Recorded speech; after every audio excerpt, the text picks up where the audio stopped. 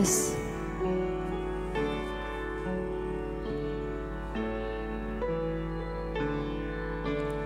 Shalom, selamat pagi Bapak Ibu Saudaraku yang terkasih. Bagaimana kabarnya? Ya, puji Tuhan, kiranya kita tetap bersuka cita di dalam mengikuti ibadah hari ini. Mari kita memulai ibadah kita dengan bersikap saat teduh. Saat teduh dimulai.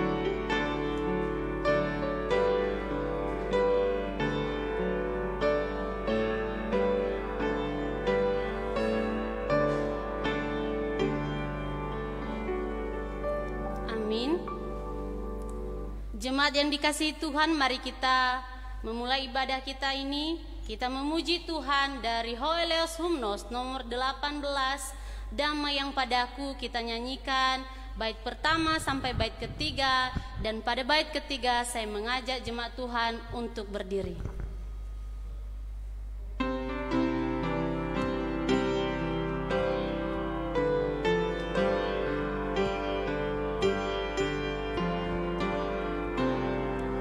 Damai yang padaku tak diberikan dunia, pun tak dapat dirampasnya. Bila tempuh susah, aku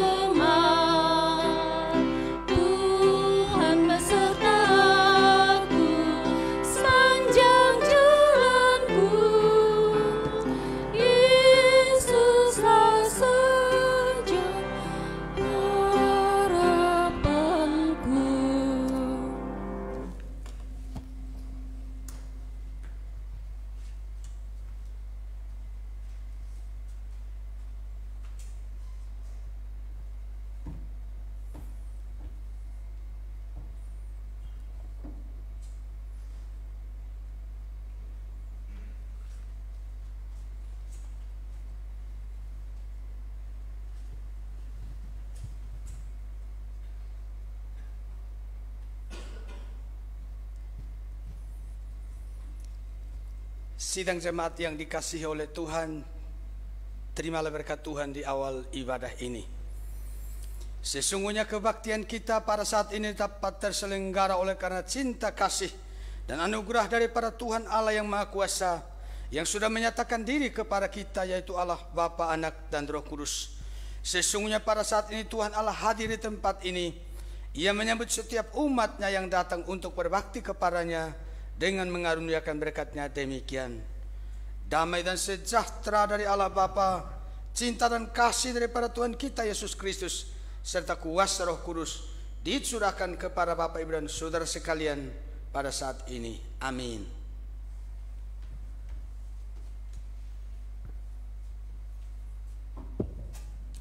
Dengan tetap berdiri, sabda pembukaan ibadah kita hari ini terambil dari Yesaya pasal 9 ayat 5. Berbunyi demikian, sebab seorang anak telah lahir untuk kita, seorang putra telah diberikan untuk kita, lambang pemerintahan ada di atas bahunya, dan namanya disebutkan orang penasihat ajaib, Allah yang perkasa, Bapa yang kekal, Raja damai. Mari kita bersorak memuji Sang Raja kita, yaitu Yesus Kristus. Dari Humnos nomor 63, Bumi Segenap Hai Bersoraklah, kita nyanyikan bait pertama sampai bait ketiga.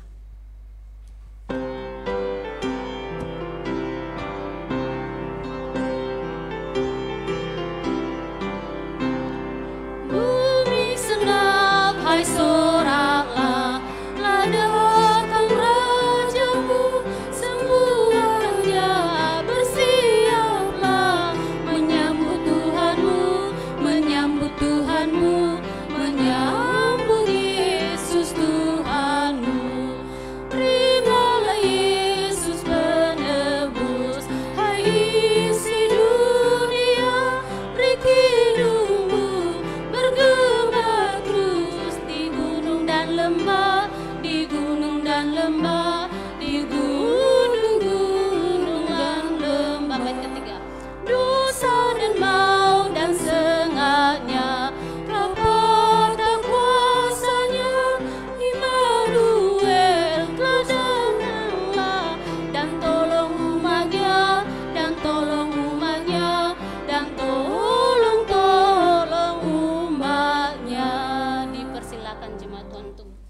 kembali.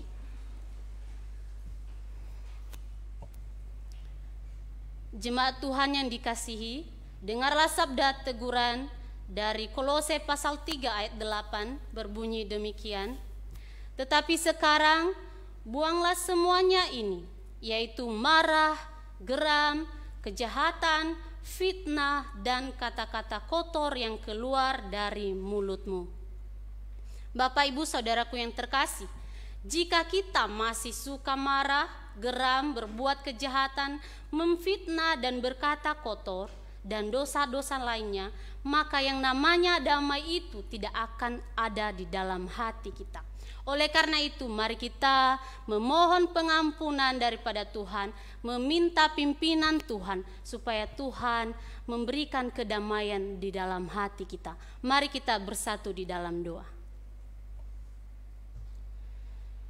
Bapa kami yang bertata di dalam kerajaan sorga, pada kesempatan ini Tuhan, kami datang kepada Tuhan dengan penuh kerendahan hati, mengaku bahwa kami adalah manusia yang berdosa, manusia yang masih hidup di dalam hal-hal duniawi, suka marah, suka memfitnah, dan berbagai kejahatan lainnya, baik yang kami sengaja maupun tidak, dari pikiran kami, perkataan kami, dan isi hati kami. Kami memohon Tuhan, ampunilah kami, layakkan kami dan sucikan kami, dan biarlah kedamaian itu Tuhan ada di dalam hati kami, seperti Engkau datang ke dalam dunia ini untuk membawa damai bagi kami semua.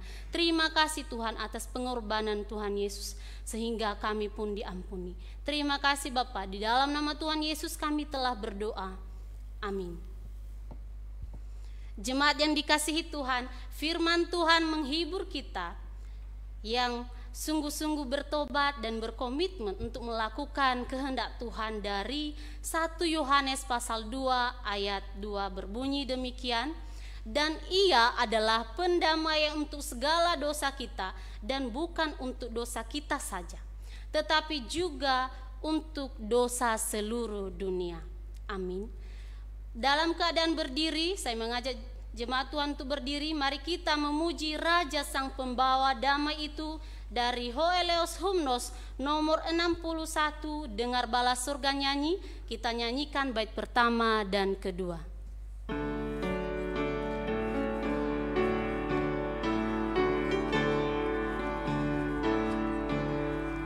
Dengar Bala Surga nyanyi, Raja baru datanglah, bawa damai atas bumi, selamat dan anugerah. Bangsa-bangsa semuanya nyanyi serta bala surga, Rajanya Yerusalem jadilah di Betlehem. Mari datang Israel, sambutlah Immanuel. Bait kedua. Kristus Raja Maha Mulia, Anak Allah yang kekal, sudah turun dalam dunia bagi orang yang bebal. Dalam tubuhnya sembunyi kealahannya yang suci, jadinya dimasak nak pada malam yang gelap. Mari datang Israel, sambutlah Immanuel. Dipersilakan untuk duduk kembali. Jemaat yang dikasihi Tuhan, tiba saatnya kita akan mendengarkan firman Tuhan. Namun sebelumnya kita berdoa. Bapa kami yang bertata di dalam kerajaan sorga, kami sangat bersyukur Tuhan atas waktu yang Tuhan berikan kepada kami pada saat ini untuk duduk di tempat ini dan mendengarkan firman Tuhan. Tuhan, tolong kami pimpin, berikan kami hikmat dan kemampuan untuk mengerti dan memahami serta melakukan kebenaran firman-Mu yang akan disampaikan oleh hamba-Mu. Terima kasih Tuhan, kami juga berdoa buat hamba-Mu yang menyampaikan kebenaran firman Tuhan. Pakailah Tuhan, Engkau perlengkapi dan berikan hikmat di dalam menyampaikan kebenaran firman-Mu yang hidup itu, yang mampu mengubahkan jemaat Tuhan yang mendengar.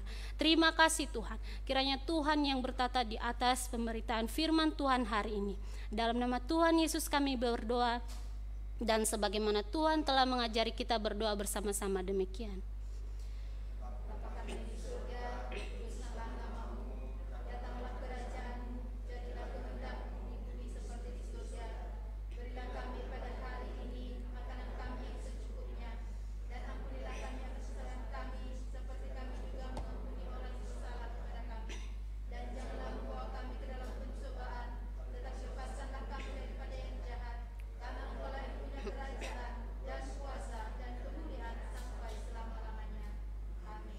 Saya mengajak jemaat Tuhan untuk berdiri.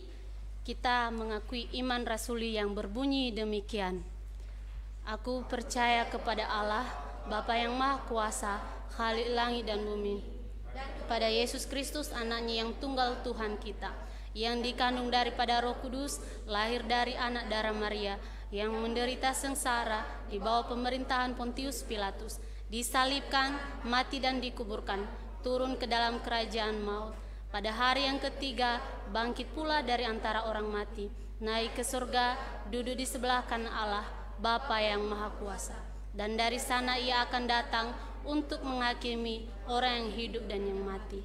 Aku percaya kepada Roh Kudus, gereja yang kudus dan am, persekutuan orang kudus, pengampunan dosa, kebangkitan orang mati, dan hidup yang kekal. Amin. Dipersilakan duduk kembali.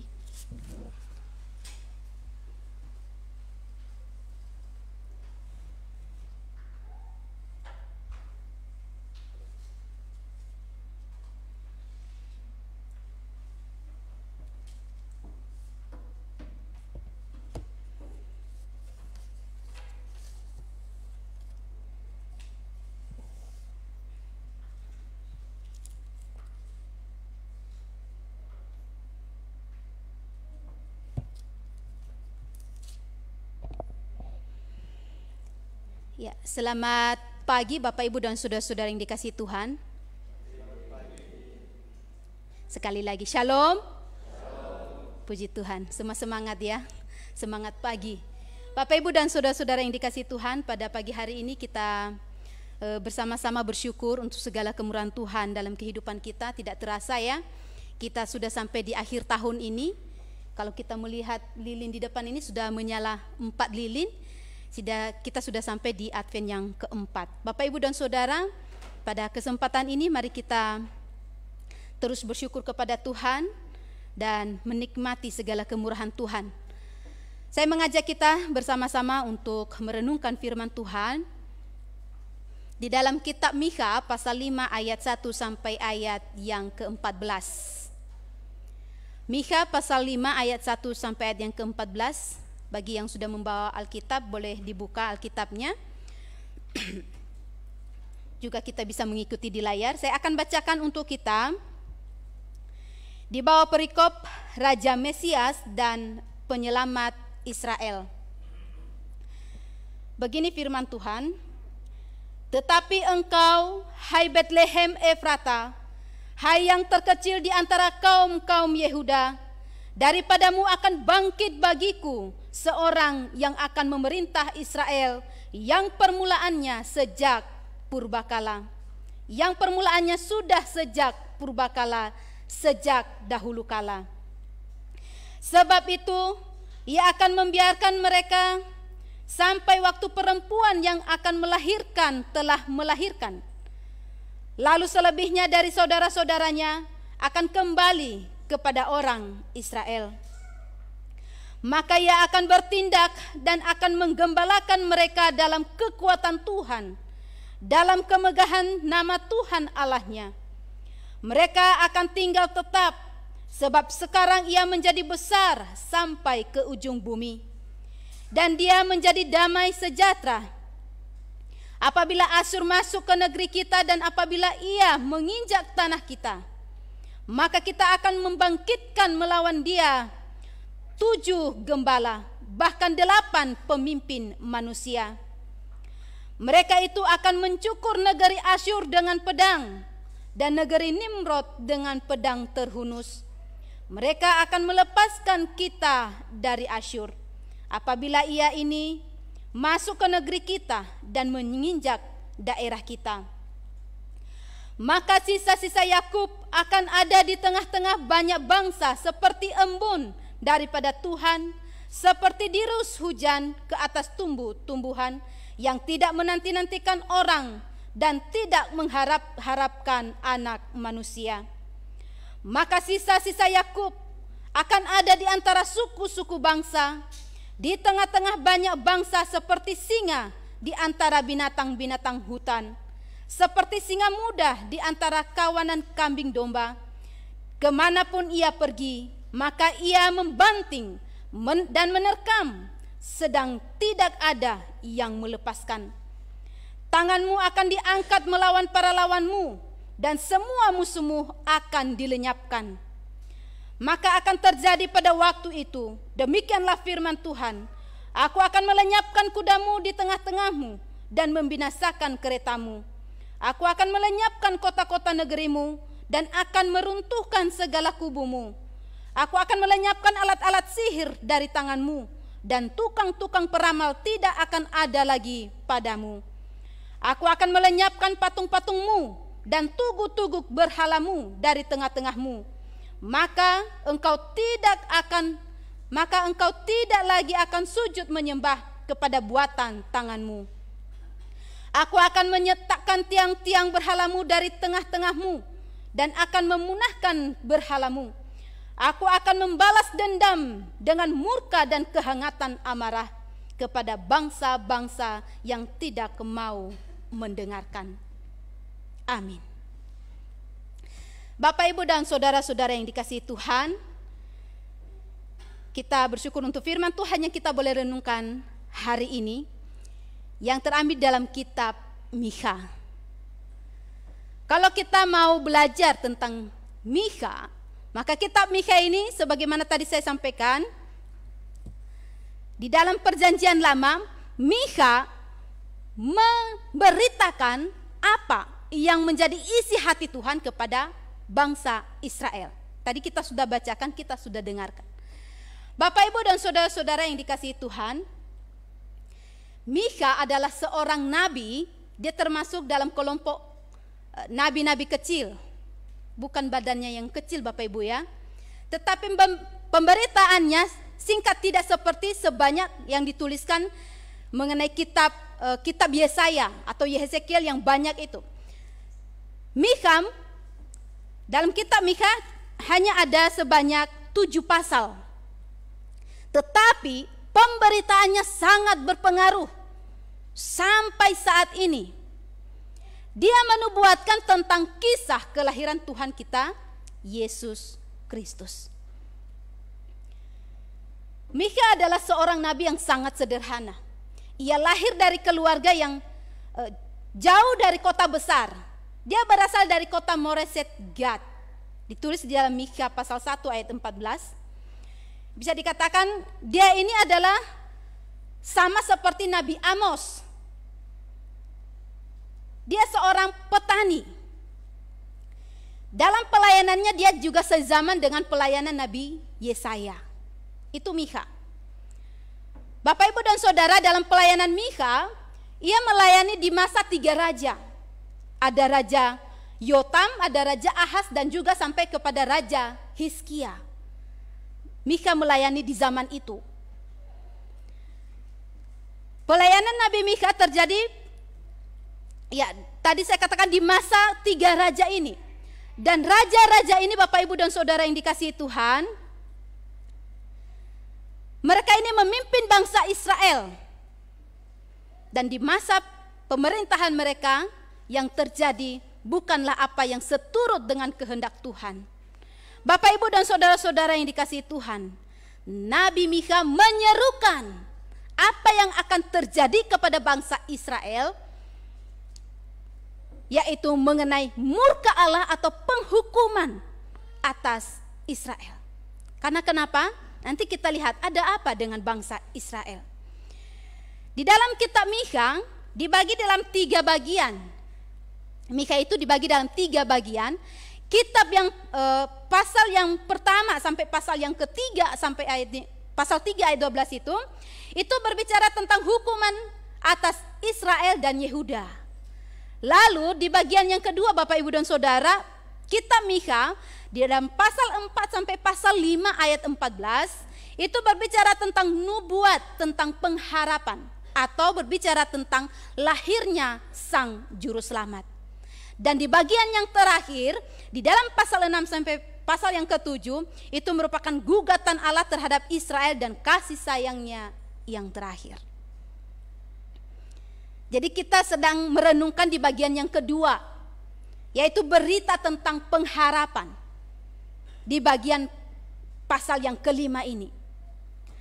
Bapak, Ibu, dan saudara-saudara yang dikasihi Tuhan, inti dari pemberitaan kitab Mika, kalau kita lihat secara keseluruhan temanya ini, tema dari kitab Mika ini berbicara tentang bagaimana Allah datang ke dalam dunia menghukum manusia yang berdosa dan menyelamatkan mereka yang setia, memberikan penghiburan. Kita bisa melihat di pasal yang kelima ayat yang pertama. Tadi di ayat sabda pembukaan, Bapak Ibu masih ingat ya, di sabda pembukaan sempat disinggung tadi. Di situ dikatakan, tetapi engkau, hai Betlehem Efrata, hai yang terkecil di antara kaum-kaum Yehuda, daripadamu akan bangkit bagiku seorang yang akan memerintah Israel, yang permulaannya sudah sejak purbakala, sejak dahulu kala. Bapak, Ibu, dan saudara, ini mengarah kepada Yesus Kristus, kedatangan juru selamat yang memberikan kedamaian. Sebagaimana tema kita hari ini, ia memberikan kedamaian. Di ayat yang keempat di sana dikatakan, dan dia menjadi damai sejahtera. Dia menjadi damai sejahtera. Yang lahir itu, yaitu Yesus Kristus, menjadi Raja Damai, Sang Damai, yang menganugerahkan, memberikan kita kedamaian. Bapak, Ibu, dan Saudara, mari kita kembali kepada kisah kehidupan bangsa Israel. Kenapa kok Tuhan murka terhadap mereka? Ternyata Bapak, Ibu, dan Saudara, Tuhan tidak sembarang murka, Tuhan tidak sembarang marah, tetapi Ia sungguh-sungguh benci terhadap yang namanya dosa. Tuhan benci terhadap dosa. Itu sebabnya Allah marah kepada mereka. Apa yang dilakukan oleh bangsa Israel? Dosa-dosa mereka digambarkan di dalam pasal yang ketiga. Pasal 3 ayat 1 sampai ayat yang kelima. Saya bacakan untuk kita Bapak, Ibu, dan Saudara.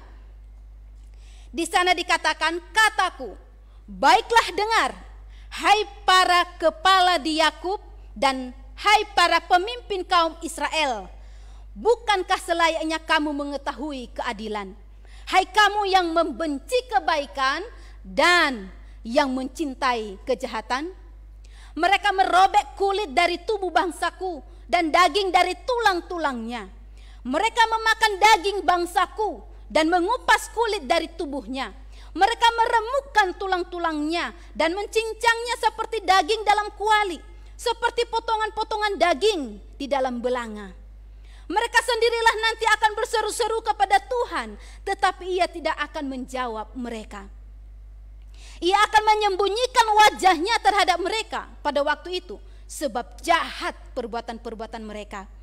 Beginilah firman Tuhan terhadap para nabi yang menyesatkan bangsaku, yang apabila mereka mendapatkan sesuatu untuk dikunyah, maka mereka akan menyerukan damai. Tetapi terhadap orang yang tidak memberi sesuatu ke dalam mulut mereka, maka mereka menyatakan perang.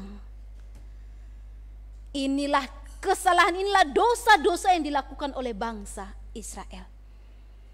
Sangat mengerikan. Sesama dianiaya. Tidak ada belas kasihan, tidak ada kedamaian. Yang besar menindas yang kecil, yang berkuasa tidak lagi mengatakan keadilan, tetapi yang berkuasa mengatakan bagaimana supaya saya ini lebih berkuasa lagi.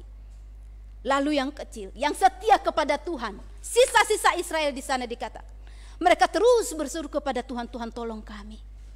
Bapak, Ibu, dan saudara-saudara yang dikasihi Tuhan, di ayat yang kelima ini dikatakan, terhadap orang yang memberi sesuatu ke dalam mulut mereka, mereka menyerukan damai. Tetapi jika tidak, mereka menyerukan perang. Dan inilah yang terjadi. Damai yang ada di bumi ini, damai yang dinilai oleh manusia-manusia yang berdosa, hanyalah apa yang menyenangkan hati. Kalau kita melihat bangsa kita sekarang ini, ada berapa banyak kasus korupsi? Banyak. Tidak terhitung. Saudara-saudara kita yang memimpin, banyak yang menyalahgunakan kepemimpinan. Asal saja mereka mendapatkan apa yang diinginkan, suap menyuap, mereka katakan damai, aman, tidak terjadi apa-apa. Dosa ada di mana-mana. Bangsa Israel melakukan apa yang jahat di mata Tuhan. Kalau tadi kita kembali merenungkan apa yang mereka lakukan ini, mereka ini sama seperti orang-orang yang benar-benar tidak punya hati, ya, kanibal seperti itu, ya, bahkan bisa memakan sesamanya manusia. Kita nggak usah jauh-jauh ke, ya, di masa yang lalu di zaman Israel, ya, di Indonesia juga ada seperti ini. Apa yang dilakukan oleh orang-orang Israel pada zaman itu juga sekitar 50 tahun yang lalu juga di Indonesia. Bapak Ibu masih ingat kisah tentang anak perdamaian? Di Papua, di suku Sawi. Di sana tidak ada yang namanya belas kasihan.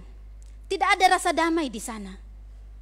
Sebelum suku Sawi mengenal Kristus, kehidupan mereka sangat-sangat mengerikan, Bapak, Ibu, dan Saudara. Kalau kita melihat suku Sawi, di situ mereka membesarkan budaya dan sangat kental dengan budaya yang namanya budaya kanibalisme. Ada juga budaya yang namanya budaya pengayauan, ada budaya pengkhianatan, dan juga budaya, ada satu lagi budaya yang mereka, ya, budaya Aumawai pada zaman itu sebelum mereka mengenal Kristus. Budaya pengayauan ini siapa yang berhasil ya menebang atau memenggal kepala orang seperti itu ya, berhasil mendapatkan kepalanya, nah itu namanya jantan ya, gentleman hebat, itu diakui di antara mereka. Dan kepala itu kemudian direbus ya, kepala manusia direbus kemudian dijadikan bantal, banyak digantung di rumah-rumah. Nah, itu orang hebat, bisa jadi kepala suku Bapak Ibu. Kemudian ada budaya kanibalisme. Mereka ketika melihat sesama yang bisa saja satu keluarga Bapak Ibu ya, mereka bisa makan daging sesamanya, nggak peduli siapa kamu. Ngeri-ngeri ya. Kita terluka sedikit saja sakit Bapak Ibu. Kita merasa ngeri dengan lihat darah kita, tapi mereka enggak. Bunuh satu orang itu biasa. Lalu ada budaya pengkhianatan. Budaya pengkhianatan ini ketika seseorang berhasil untuk mengkhianati temannya, ya mereka menerima, ada dari suku lain atau siapa saja mau datang bertamu dengan mereka, mereka terima. Oh luar biasa, disambut dengan luar biasa. Dikasih makan daging, dikasih ya disambut dengan baiklah seperti itu. Tetapi ujung-ujungnya Bapak Ibu dan Saudara, orang yang mereka jadikan teman sementara, tiba-tiba mereka akhiri, mereka bunuh seperti itu. Dan orang yang berhasil melakukan itu, dipuja-puja. Itu luar biasa. Pengkhianat yang luar biasa, hebat bagi mereka. Dan itu bisa jadi kepala suku juga Bapak Ibu ya. Pengkhianat yang luar biasa mereka puja-puja itu bisa menjadi pemimpin yang hebat bagi mereka. Itu budaya yang mereka lakukan pada saat itu. Saudara-saudara, suku-suku ini benar-benar tidak merasakan damai sejahtera. Di mana-mana orang yang melihat, bahkan orang di sekitar merasakan ketakutan. Jangan sampai bertemu dengan mereka ini. Mereka takut, terancam hidupnya. Lalu pada masa itu, ada di masa anak perdamaian ini, untuk mengakhiri perang pada saat itu, maka mereka mempersembahkan seorang bayi ditukar ya, jadi bayi dari suku Sawi ini ditukar dengan suku yang lain supaya menjadi perjanjian. Selama bayi saya berikan kepada Anda, dan selama bayi itu hidup sehat, tidak ada perang antar suku, aman. Tapi jangan coba-coba, anak itu mati, oh berarti engkau mendatangkan perang. Bapak Ibu dan saudara-saudara yang dikasihi Tuhan, anak perdamaian ini kemudian ada seorang penginjil. Seorang penginjil memasuki daerah Sawi dan ia memberitakan Injil, dia angkat, dia masuk di dalam budaya Sawi ini dan menjadikan anak perdamaian sebagai jalan masuknya Injil bagi mereka.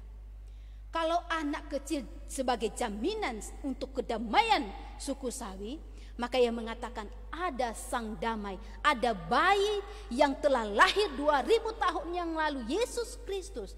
Dia adalah Raja Damai. Damai yang diberikannya melebihi damai yang apa yang kita pikirkan. Ya, damai sejahtera melampaui segala akal. Dalam kitab Filipi ditulis di sana.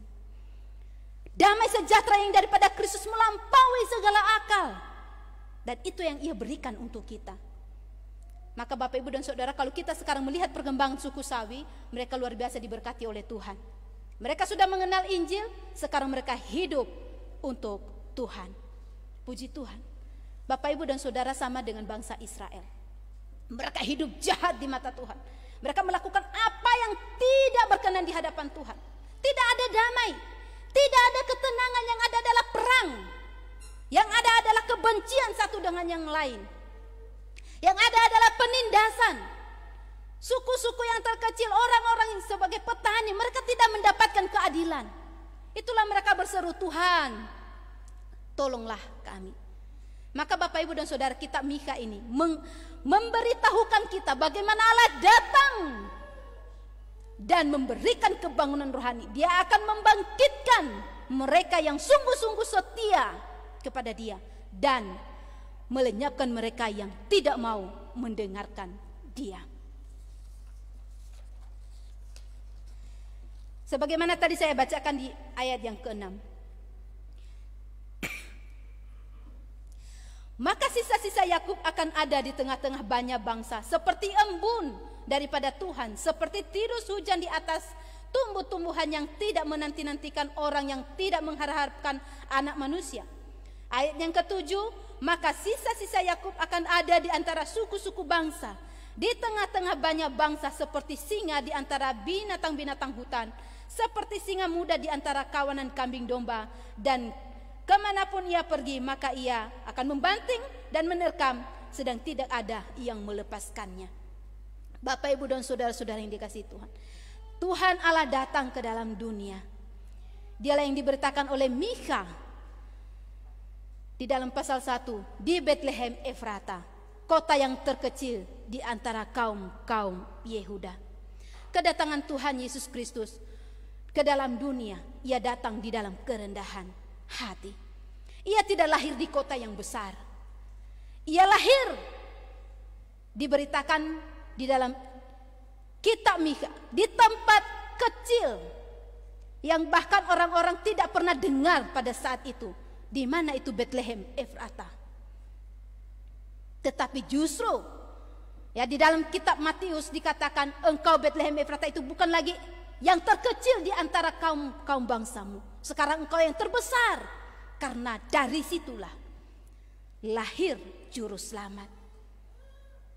Bapak, Ibu, dan Saudara, Yesus Kristus datang ke dalam dunia untuk mendamaikan kita dengan Allah Bapa. Yesus Kristus datang untuk memberikan kita kedamaian, untuk mengubahkan kehidupan kita. Yang kita tahunya, kita maunya hidup seperti apa yang kita inginkan. Tetapi Tuhan mau mengubah hidup kita, supaya hidup kita sungguh-sungguh menikmati damai yang daripada Tuhan. Yesus datang di dalam dunia ini, dalam kerendahan hati. Di dalam Filipi itu dikatakan, ia tidak mempertahankan kealahannya. Ia datang menjadi sama serupa dengan manusia untuk menyelamatkan kita. Kita nggak bisa bayangkan kalau Tuhan datang ke dalam dunia lalu mempertahankan kealahannya, apa jadinya manusia? Saya datang dalam kemuliaan dengan sinar yang luar biasa, dia datang ke dalam dunia. Habis kita, Bapak, Ibu, dan Saudara. Tidak ada kehidupan. Tetapi dikatakan Yesus datang di dalam kerendahan hati. Ia tidak mempertahankan kealahannya itu. Bukan berarti Yesus Kristus datang bukan Allah. Tetapi ia tidak menampilkan, tidak menunjukkan tentang bagaimana ia berkuasa. Tetapi ia datang dalam kerendahan hati. Ia menunjukkan kasih-Nya yang luar biasa dalam kehidupan kita, Bapak, Ibu, dan Saudara. Ia mau turut merasakan apa yang kita rasakan manusia. Sehingga Bapak Ibu, ketika kita berdoa kepada Tuhan, ketika kita berseru kepada Tuhan, Tuhan tahu karena ia pernah merasakan hal yang demikian ketika ia datang sebagai manusia. Bapak, Ibu, dan saudara-saudara yang dikasihi Tuhan, bagaimana dengan kita pada hari ini? Di dalam menyingkapi damai sejahtera daripada Tuhan, Allah Bapa datang untuk memberikan damai kepada kita, supaya kita hidup damai satu dengan yang lain. Ia mendamaikan kita, seharusnya ia memarah, ia mau menghukum kita. Tetapi Allah datang, ia memberikan anaknya yang tunggal Tuhan kita Yesus Kristus, supaya antara kita dan Allah tidak lagi ada permusuhan, tetapi kita didamaikan supaya kita boleh berseru kepada Allah Bapa kita. Bapak, Ibu, dan saudara-saudara yang dikasihi Tuhan, Kristus datang untuk menyelamatkan kita dan memberi kita kedamaian. Di dalam kata dikatakan, Ia datang untuk sisa-sisa Israel, untuk mereka yang setia, yang sungguh-sungguh hidup di dalam kebenarannya. Maka saya pun percaya, Bapak, Ibu, dan saudara, setiap kita yang hadir pada saat ini, kita adalah orang-orang yang mau setia kepada Tuhan. Amin. Amin, Bapak, Ibu. Tuhan mau memberikan kita kedamaian. Ketika kita hidup di dalam kebenarannya, kita percaya pada kasih dan damai sejahtera yang dianugerahkan kepada kita. Mari kita, Bapak, Ibu, dan saudara yang telah menikmati, ya, kita menerima Allah memberikan damai sejahtera dan kita menerima damai sejahtera itu. Kita yang menerima, kita nikmati damai sejahtera itu, dan itu tidak hanya untuk diri kita sendiri, tetapi kemudian damai sejahtera itu kita teruskan kepada orang lain. Kita menjadi saksi damai daripada Kristus. Kita hidup damai bersama dengan saudara-saudara seiman kita, bersama dengan sesama kita dimanapun kita berada. Damai itu adalah rasa tenang, rasa nyaman, tanpa perang, tanpa permusuhan, tanpa iri hati, tanpa benci, tanpa amarah. Itu damai. Damai itu bagian dari buah roh. Bapak, Ibu masih ingat ya, kasih, sukacita, damai sejahtera, kesabaran, kemurahan, kesetiaan, kelemah lembutan, kebaikan, dan ada penguasaan diri. Bapak, Ibu, dan saudara-saudara yang dikasihi Tuhan, mari kita terapkan damai sejahtera, buah roh di dalam hidup kita. Mari kita berdamai dengan diri kita sendiri. Saya tidak tahu apa yang ada di dalam hati kita, ya. Saya tidak tahu apakah masing-masing kita ini punya rasa dendam atau benci terhadap orang lain. Mari kita mendamaikan diri kita, mari kita berdamai dengan diri kita sendiri. Jangan menyimpan rasa dendam dan benci terhadap orang lain. Berdamai dengan diri sendiri. Mari kita menerima keberadaan kita sebagai anak Tuhan. Kita menerima Kristus dalam diri kita. Berdamai dengan diri sendiri. Lalu kita berdamai dengan keluarga kita. Bagaimana Bapak, Ibu? Sudahkah kita selama ini hidup damai dalam keluarga kita? Jangan sampai selama ini ibu-ibu bisa masak, ya. Mungkin di gereja kita tidak terjadi, Bapak, Ibu, ya. Kedamaian dalam keluarga. Ibu-ibu lagi memasak sambil ngomel-ngomel, ya. Masak. Suaminya pinginnya enak, bumbunya kurang.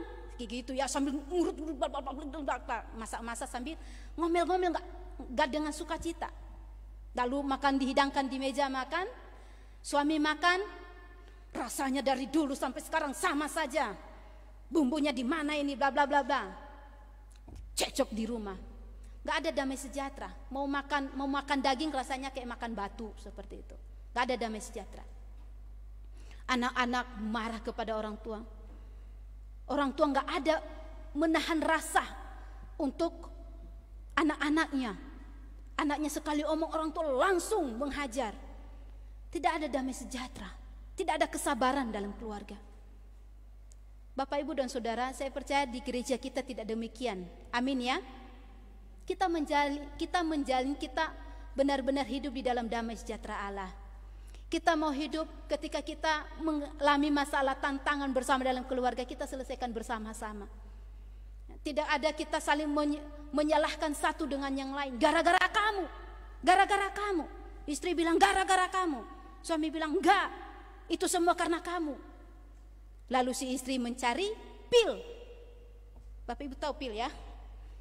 Pria idaman lain karena suami tidak mengerti dia. Tidak ada kecocokan, tidak ada damai sejahtera dalam keluarga.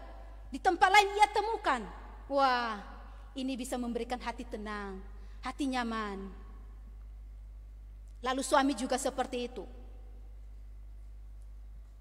Ketika istrinya sudah tidak lagi mau mengerti dia,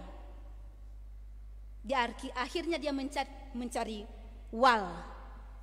wanita idaman lain. Maka di dalam keluarga terjadi perpecahan. Kenapa Bapak, Ibu, dan saudara? Tidak ada damai sejahtera, tidak ada tidak ada pengertian satu dengan yang lain. Mereka tidak membangun keluarga yang sungguh-sungguh berfokus kepada kasih Kristus. Tidak ada kasih, tidak ada kedamaian dalam keluarga. Yang dirasakan dalam keluarga hanya seperti tekanan, ketidaknyamanan. Bapak Ibu, saya percaya sekali lagi masing-masing kita jauh daripada apa yang saya sampaikan barusan ini. Tetapi kita sendiri, dalam keluarga kita mau membangun keluarga yang cinta damai. Amin Bapak Ibu ya. Sekali lagi amin. Bapak Ibu, Allah begitu mengasihi kita sehingga Ia mendamaikan kita dengan dirinya melalui kedatangan Yesus Kristus Putranya yang tunggal untuk kita. Ia memberikan kedamaian, rasa tenang, rasa nyaman dalam hati kita. Maka kita yang telah menerima, ya, kita sudah diselamatkan oleh Tuhan, kita percaya kepada Dia, kita menerima damai sejahteranya. Maka pada saat ini mari kita menjadi saksi damai itu, kita meneruskan damai sejahtera itu kepada diri kita sendiri, kepada orang lain, dan kepada semua orang. Biarlah masing-masing kita yang merenungkan, mendengarkan firman Tuhan pada hari ini boleh diberkati oleh Tuhan. Bagi setiap kita yang melakukan kebenaran firman Tuhan ini, saya bacakan di dalam Filipi pasal 4, firman Tuhan berkata kepada kita, damai sejahtera Allah yang melampaui segala akal akan memelihara hati dan pikiranmu dalam Kristus Yesus. Amin. Baik Bapak Ibu dan Saudara, saya sudah mengakhiri renungan ini. Sekali lagi, mari kita bersama-sama yang sudah menerima kasih Tuhan, menerima damai sejahtera Tuhan, mari kita hidup di dalam damai itu. Kita menghidupinya dalam kehidupan kita dan meneruskannya kepada orang lain. Kita berdoa. Bapa di surga, terima kasih. Kami sungguh mengucap syukur untuk kebenaran firman-Mu yang boleh Engkau ingatkan bagi kami, untuk boleh hidup di dalam damai sejahtera, di dalam damai yang Engkau anugerahkan kepada kami. Sesungguhnya Engkau datang untuk mendamaikan kami dengan Allah Bapa. Dan kini ya Tuhan, pendamaian itu telah kami nikmati sampai saat ini. Kami telah terima pemberian-Mu, damai sejahtera yang daripadamu. Tuhan, tolong mampukan kami supaya kami sungguh-sungguh berdamai dengan diri kami sendiri, berdamai dengan keluarga kami, berdamai dengan sesama kami. Jadikan kami saluran berkat-Mu ya Tuhan, untuk menciptakan kedamaian dimanapun kami berada. Terima kasih ya Tuhan, terpujilah nama-Mu. Di dalam nama Tuhan kami Yesus Kristus, kami berdoa dan mengucap syukur. Amin. Saya kembalikan kepada liturgos.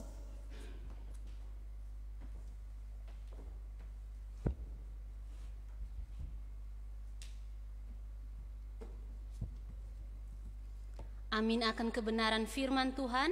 Untuk menanggapi firman Tuhan, mari kita memuji Tuhan dari Hoelos Humnos nomor 62. Kita nyanyikan bait pertama sampai bait ketiga.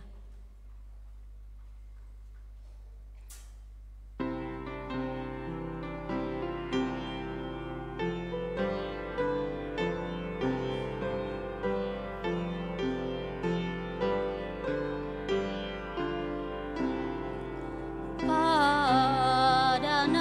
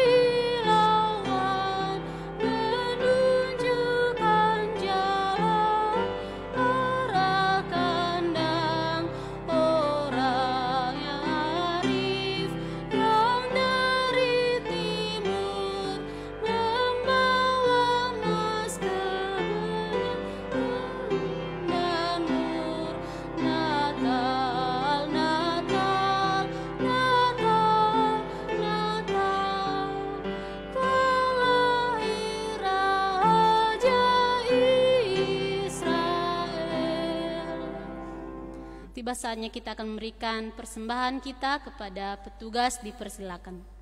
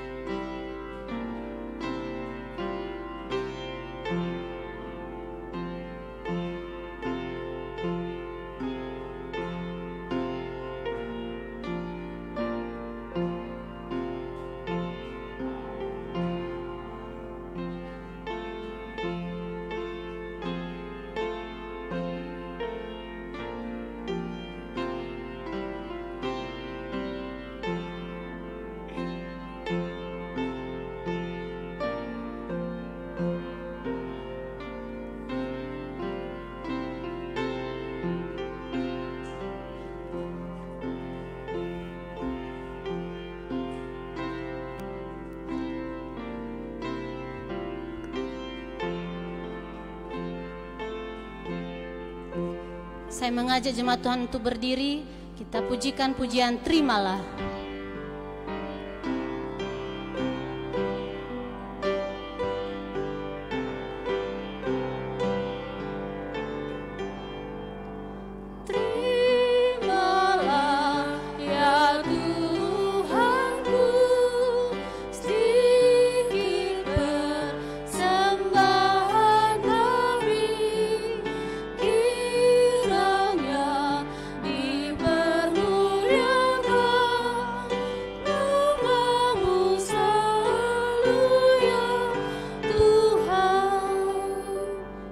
Berdoa. Bapa kami yang bertata dalam kerajaan surga, kami sangat bersyukur Tuhan, di sepanjang hidup kami terkhusus 1 minggu lamanya, Tuhan sudah menolong kami, memelihara kami, dan mencukupkan segala kebutuhan kami. Dan saat ini Tuhan, kami telah memberikan persembahan kami yang tidak sempurna. Tuhan tolong Engkau berkenanlah di atas setiap pemberian kami ini Tuhan, sehingga hanya untuk memuliakan nama Tuhan dan dapat dipakai untuk pekerjaan Tuhan. Terima kasih Tuhan, majelis yang mengurus akan pengelolaan persembahan ini, kiranya Tuhan yang memberikan hikmat sehingga setiap persembahan kami dapat berguna untuk kemuliaan Tuhan saja. Terima kasih Tuhan, dalam nama Tuhan Yesus kami berdoa, amin. Dipersilakan untuk duduk kembali. Saat ini kita akan mendengarkan warta lisan dari majelis, dipersilakan.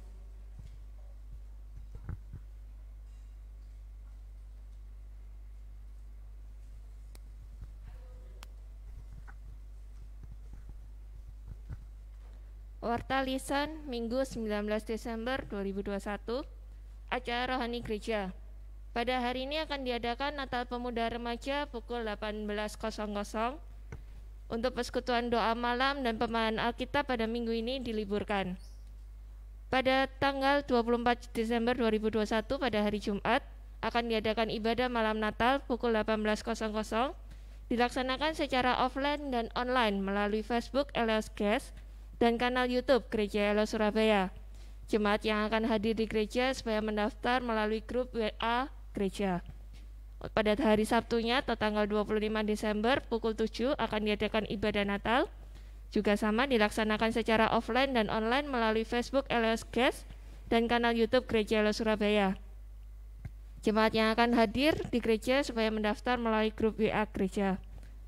Perjamuan Kudus pada tanggal 25 Desember 2021 dalam ibadah Natal akan diadakan perjamuan kudus.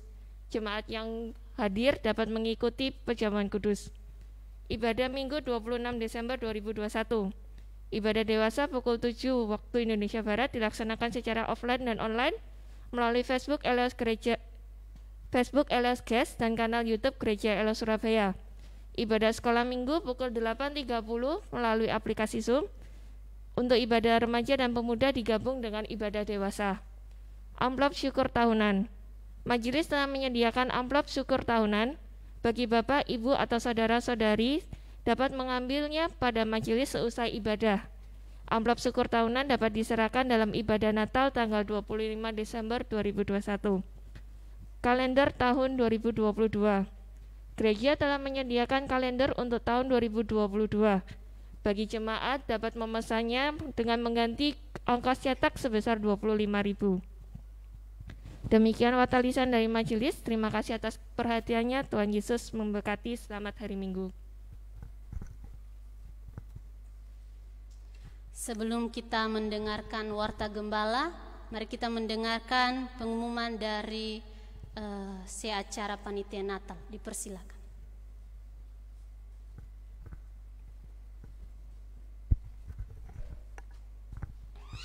Ya, selamat pagi Bapak Ibu Saudara sekalian, Shalom. Shalom. Ya, kami selaku panitia Natal umum 2021 ingin menyampaikan beberapa pengumuman. Di mana yang pertama, kami segenap panitia ingin mengundang dan mengajak segenap jemaat untuk mau mendaftar dan menghadiri acara Natal dan acara malam Natal dan acara Natal pada tanggal 24 dan 25 Desember 2021 ini. Di mana kami berharap bukankah Natal ini akan lebih terasa indah bila kita dapat hadir bersama, bersekutu bersama di dalam gereja. Jadi kami mengharapkan segenap jemaat untuk mau dapat hadir dan mendaftar pada acara Natal ini. Dan yang kedua, kalau Bapak Ibu lihat di depan itu ada scan barcode Peduli Lindungi. Jadi kami berharap segenap jemaat sekalian untuk mau mendownload Peduli Lindungi dan pada malam Natal nanti bisa digunakan. Namun jangan jadikan segenap Bapak Ibu yang bingung Peduli Lindungi untuk tidak mau hadir ya. Jadi kami nanti segenap panitia akan mau membantu segenap Bapak Ibu untuk membantu mengenai Peduli Lindungi. Jadi yang penting Bapak Ibu mau tulus hadir bersekutu bersama dengan kami pada malam Natal nanti. Dan sekian dari pengumuman ini. Sekian dan terima kasih.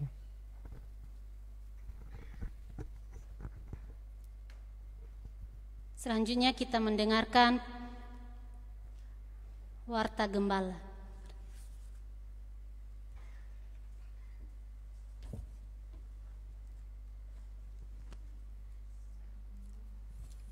Ya, selamat pagi Bapak Ibu dan saudara-saudara yang dikasihi Tuhan. Salam. Ada beberapa hal yang saya sampaikan. Yang pertama, selamat ulang tahun untuk yang berulang tahun dalam minggu ini. Bisa ditampilkan di layar kira-kira siapa ya? Nah, ya, jadi selamat ulang tahun untuk Saudari Nurlin Sarumaha. Ya, Tuhan berkati. Ya, dengan umur panjang dan semuanya. Ya, kalau misalnya ada di antara Bapak Ibu atau saudara yang baru hadir pertama dan dalam minggu ini berulang tahun, saya juga atas nama semuanya menyampaikan selamat ulang tahun. Tuhan memberkati. Nah, kemudian yang berikut untuk Natal tanggal 24 dan 25 seperti tadi diumumkan oleh panitia, Bapak Ibu dan saudara-saudara mendaftar dulu. Ya, apabila ada yang kesulitan untuk mendaftar, seusai ibadah ini bisa bicara dengan panitia untuk membantu proses pendaftarannya. Begitu ya. Nah, khusus untuk yang mengenai perjamuan kudus tanggal 25 itu, saya perjelas kalimat yang dibacakan oleh majelis tadi, yaitu majelis Lucia, bahwa yang ikut perjamuan kudus hanya yang offline di gereja. Itu maksudnya. Yang online di rumah tidak ikut perjamuan kudus. Ya, karena prinsipnya itu ada rutinnya satu dipecahkan terus dimakan. Ya, begitu ya. Jadi yang ikut perjamuan kudus hanya yang hadir di gereja. Begitu. Nah, kemudian yang berikut tadi juga disampaikan mengenai amplop syukur tahunan telah disediakan oleh majelis. Jadi nanti boleh diambil setelah ini dan diserahkan tanggal 25. Nanti tempat akan disediakan dan kita bisa serahkan sebagai syukur kita kepada Tuhan karena selama 1 tahun kita semua sudah diberkati oleh Tuhan. Ya. Lalu untuk jemaat yang baru datang hari ini, saya ucapkan selamat datang. Ibu di sampingnya Bu Mur, persilakan berdiri Ibu. Iya, bisa tolong sebutkan namanya Bu, terus tinggal di mana?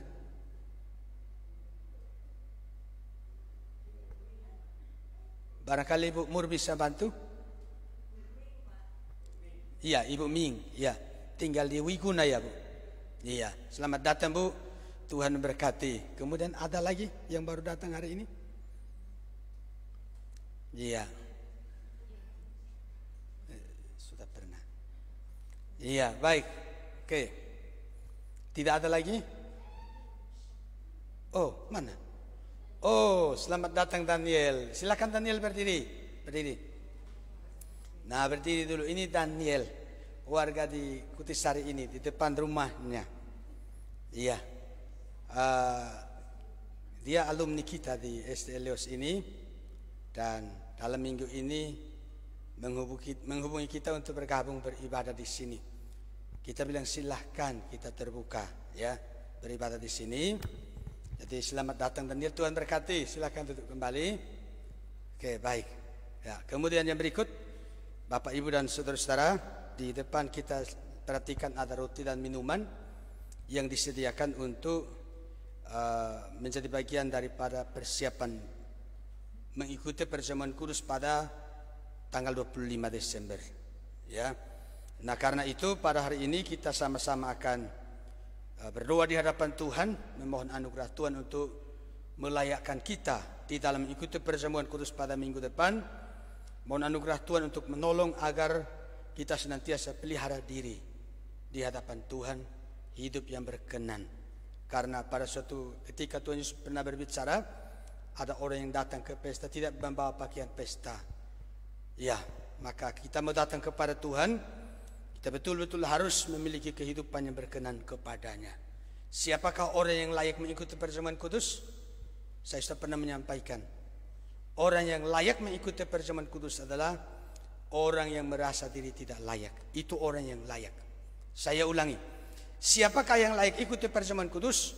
Yaitu orang yang merasa diri tidak layak, membutuhkan anugerah Tuhan melayakkan. Karena itu saya mengajak kita semua untuk berdoa bersama, sekaligus masuk dalam doa syafaat. Mari kita berdoa. Ya Tuhan, terima kasih karena pagi ini Tuhan memberkati sehingga kami bisa laksanakan ibadah. Sebagian berkumpul di gereja, sementara itu ada yang mengikuti ibadah dari rumah. Terima kasih untuk firman Tuhan yang sudah diperdengarkan kepada kami. Tolong kami ya Tuhan, supaya kami di masa-masa menanti untuk merayakan kelahiran Kristus di tengah-tengah dunia ini, betul-betul mengevaluasi hati dan seluruh hidup kami, agar di hari Natal tiap-tiap kami boleh mengalami dan merasakan damai sejahtera yang Tuhan berikan kepada kami dalam Yesus Kristus. Kami berdoa kepadamu Tuhan untuk rangkaian acara Natal yang telah disiapkan oleh panitia.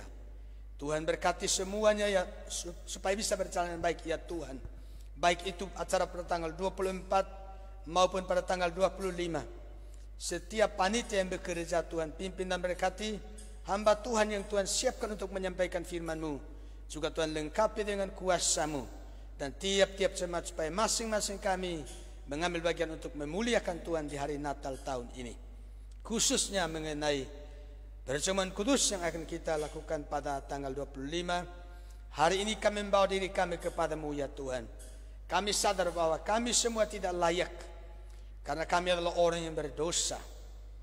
Oleh karena itu ya Tuhan, dengan rendah hati kami mohon anugerah-Mu, sucikan, kuduskan dan layakkan kami. Pelihara hati dan hidup kami senantiasa hidup dalam perkenanan Tuhan. Kami berdoa padamu pada saat ini ya Tuhan, mengucap syukur untuk beberapa kekasih Tuhan yang hari ini boleh bergabung bersama kami dalam ibadah ini untuk pertama kali. Tuhan memberkati semuanya. Demikian yang berulang tahun dalam minggu ini pun Tuhan memberkati. Untuk seluruh kegiatan Natal di gereja-gereja baik di lingkup saudara kami maupun di seluruh dunia ini, Tuhan berkati supaya berjalan dengan baik. Kami mohon kepadamu ya Tuhan, Engkau karuniakan keamanan, terlebih-lebih di negara kami ini, di masa Natal tahun ini, kiranya tidak ada gangguan apapun. Kami berdoa kepada Engkau ya Tuhan, karena hari-hari ini kami sedang menghadapi persoalan ancaman varian baru COVID-19. Lindungi kami semua ya Tuhan. Lindungi negara kami. Bahkan pulihkan dunia ini dari ancaman yang sedang terjadi ini. Bapa di sorga, kami berdoa untuk gereja-gereja kami, di lingkup saudara kami, Gereja Eleos Indonesia, yang tersebar di berbagai daerah, di berbagai pulau. Engkau berkati. Demikian juga untuk yayasan-yayasan kami, baik itu Yayasan Eleos Indonesia maupun Yayasan SDT Salem. Engkau berkati dalam seluruh pelayanan masing-masing. Doakan semua gereja di seluruh dunia. Tuhan, Engkau tolong supaya gereja Tuhan betul-betul konsisten dalam komitmen untuk setia kepada panggilan menjadi terang, menjadi garam di tengah-tengah dunia ini. Bapa di sorga, kami doakan padamu untuk bangsa dan negara kami, para pemimpin di negara kami mulai presiden sampai ke tingkat RT RW. Tuhan pimpin supaya melaksanakan tugas kepemimpinan dengan baik, dengan penuh takut akan Tuhan. Seluruh masyarakat supaya mendukung berbagai upaya daripada pemerintah untuk menangani berbagai persoalan, khususnya terhadap ketaatan kepada protokol kesehatan yang sudah diatur oleh pemerintah demi kebaikan kami semua. Ya Tuhan, untuk tiap kami anak-anak-Mu yang sedang beribadah kepada Engkau, Engkau melihat hati kami, Engkau mengenal hidup kami ya Tuhan. Jikalau hari ini di antara kami ada yang sedang mengalami pergumulan yang berat dalam hal apapun, demi nama Yesus Kristus, Tuhan yang datang ke dalam dunia untuk menolong, silakan Tuhan berikan pertolongan-Mu kepada tiap-tiap anak-Mu. Inilah doa kami Tuhan, memasuki minggu yang baru, hari-hari yang baru, dengan segala tantangan di dalamnya. Kami percayakan hidup sepenuhnya ke dalam tangan Tuhan. Di dalam nama Tuhan Yesus Kristus kami mengucap syukur dan berdoa kepada Bapa di sorga. Amin.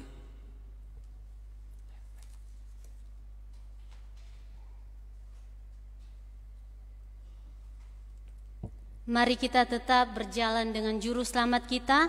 Kita memuji Tuhan dari Hoeleos Humnos nomor 350. Ku mau berjalan dengan juru selamatku. Kita nyanyikan 3 baitnya. Pada bait ketiga saya mengajak jemaat Tuhan untuk berdiri.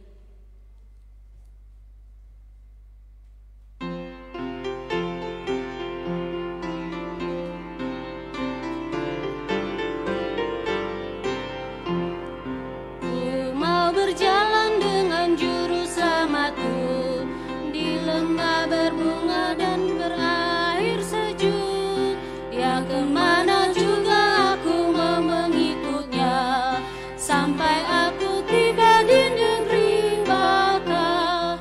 Ikut Tuhan Yesus, ku tetap mendengar dan mengikutnya. Ikut Tuhan Yesus, ya kemana juga ku mengikutnya. Bait kedua. Mau berjalan dengan juru selamatku di lembah gelap, di badai yang menderu. Aku takkan takut di bahaya apapun, bila ku dibimbing tangan Tuhanku. Ikut Tuhan Yesus, ku tetap mendengar dan mengikutnya. Ikut Tuhan Yesus, ya kemana juga ku. Saya mengajak jemaat Tuhan untuk berdiri.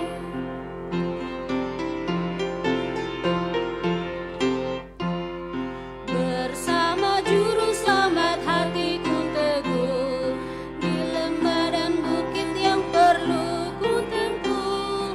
Tuhanku membimbing aku pada jalannya, yang menuju rumah Allah yang bakal. Ikut Tuhan Yesus, ku tetap mendengar dan mengikutnya. Ikut Tuhan Yesus, ya kemana juga ku mengikutnya. Ya, sidang jemaat yang dikasihi Tuhan, di akhir ibadah ini arahkanlah hatinya kepada Tuhan dan terimalah berkat daripadanya. Kasih karunia daripada Tuhan kita Yesus Kristus dan kasih Allah, serta kekuatan dan kuasa daripada Roh Allah yang kudus menyertai Bapak Ibu dan saudara sekalian mulai hari ini sampai selama-lamanya. Amin.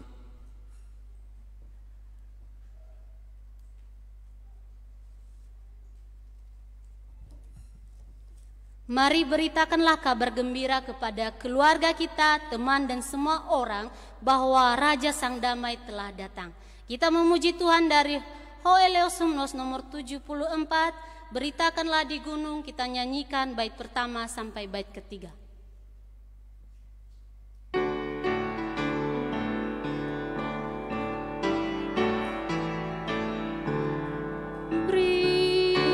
Beritakanlah di gunung, di lembah, di mana-mana.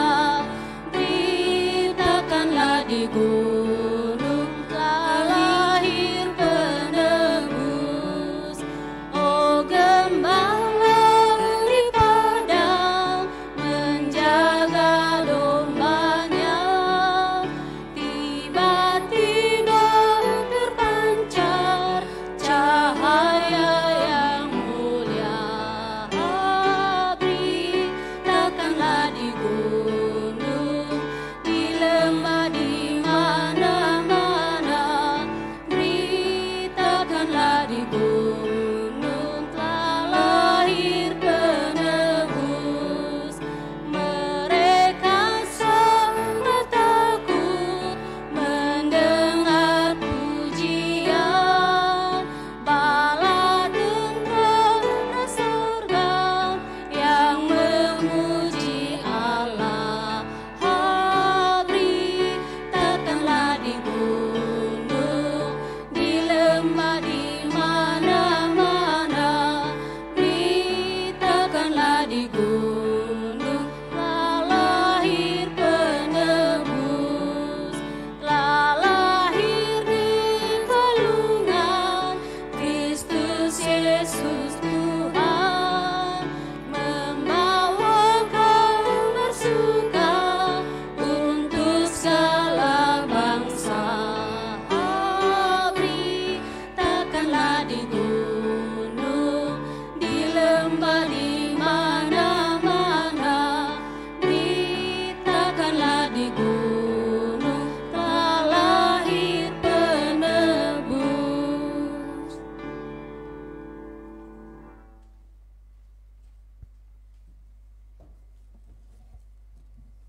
Selamat pagi Bapak Ibu, ibadah selesai, silakan duduk untuk saat teduh.